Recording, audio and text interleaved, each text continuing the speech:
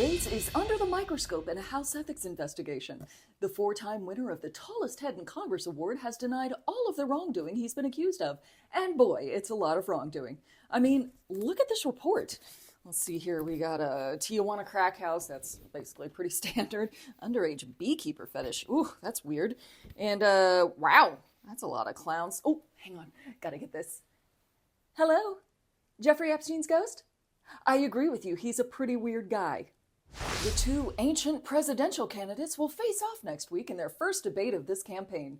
Biden is doing traditional debate prep by holding mock debates with his team, and Trump is preparing by yelling "witch hunt" at anyone who walks by. We were going to propose a drinking game where you take a shot every time you can't believe these are our options, but our legal team has encouraged us to have fewer deaths on our hands. In an interview with Jimmy Kimmel, President Biden suggested that the current Supreme Court is wildly out of step with the country and reminded us that the next president could appoint 2 new justices. Martha Ann Alito immediately took down her Hang Mike Pence flag and began furiously repurposing a set of bed sheets. That's the second time this week. Chuck Schumer was dragged on social media recently for putting cheese on what appears to be a raw burger patty in a Father's Day Twitter post. We have to commend the senator for his very dad technique of being overconfident with the grill and saying, no, that's fine, that's how it's supposed to look. Looks like Steve Bannon isn't headed to some cushy club fed, but rather a real prison with, like, shanks and stuff. Bannon has preemptively joined a Nazi prison gang, which most people do after their sentence starts. Thoughts and prayers, Banny. See you never. As we mentioned a few weeks ago, Rudy Giuliani ain't got no money. This hilarious turn of events gets even more hilarious when you hear that his lawyers are done with him. Everyone's mad at him. The judge is mad at him, his creditors are almost over mad at him, and the 2 black women he owes $148 million to are understandably mad at Rudy Giuliani. Even worse, Rudy's running around like he doesn't care. We know what he's doing, though. He's hiding in one of his houses, hoping that Trump gets reelected and makes it all go away. But what he's forgotten is that, other than himself, Trump hates losers. He's not going to save you, Rudy. Time to get a job at Applebee's, where your unique mix of political, legal, and Borat expertise can really shine. North Carolina GOP gubernatorial nominee and total nutjob Mark Robinson has spent years downplaying women's claims of sexual assault and domestic violence, or, as the RNC puts it, lobbying for a management position. A Vermont state representative, who is a Republican, has apologized for pouring water into her Democratic colleague's bag over the course of several months.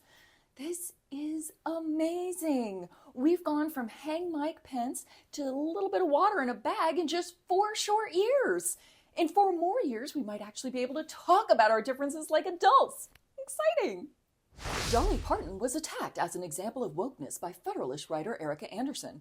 Having blown the horn of war, Anderson quickly retreated in the face of the "oh no you effing didn't just come after Dolly" crowd, aka 99% of the population.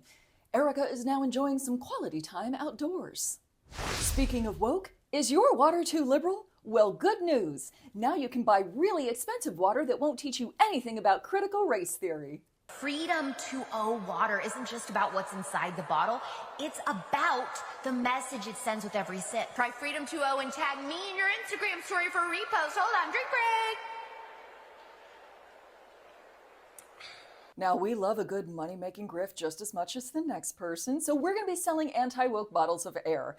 Just $50 per 12-pack, minimum purchase of 10. Please send your $500 to the Ko-Fi link in the description below, and thanks for being dumb enough to fall for it.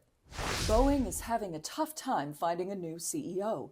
Apparently, they're looking for a team player who enjoys getting yelled at by Congress, is willing to orchestrate the mysterious deaths of whistleblowers, and has a few screws loose. Vladimir Putin is said to still be considering. Not to be all Groundhog Day about it, but more bad news for Boeing as their Starliner capsule is stuck in outer space while they investigate helium leaks. The 2 astronauts aboard are doing their best to pass the time on their unexpectedly long trip, and we go live to them now. So, what's your, astrological sign? Gemini. Cool. Yeah, I'm, Scorpio. Got it. Yep.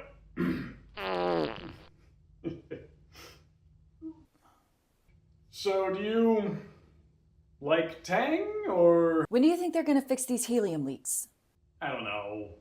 But in the meantime, try this. Now say something. Hello? Hello? Hey, I sound like a chipmunk. Cool. Yeah, it's fun.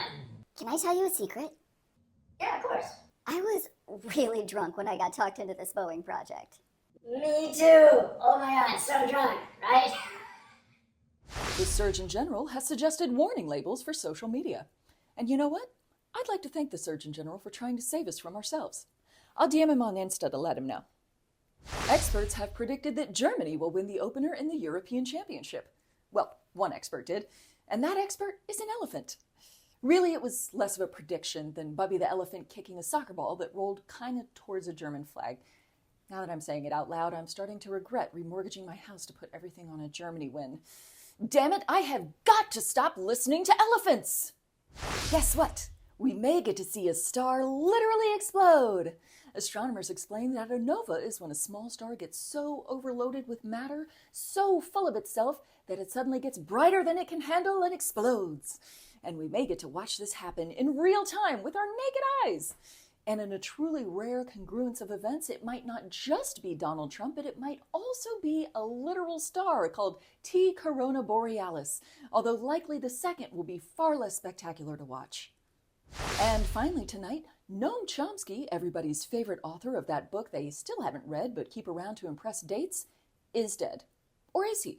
Speculation was flying this week after Jacobin, the magazine you keep on your coffee table to impress dates but have never actually read, published an obituary and then retracted it after Chomsky's wife clarified that no, he's just kind of like that all the time, but still very much alive.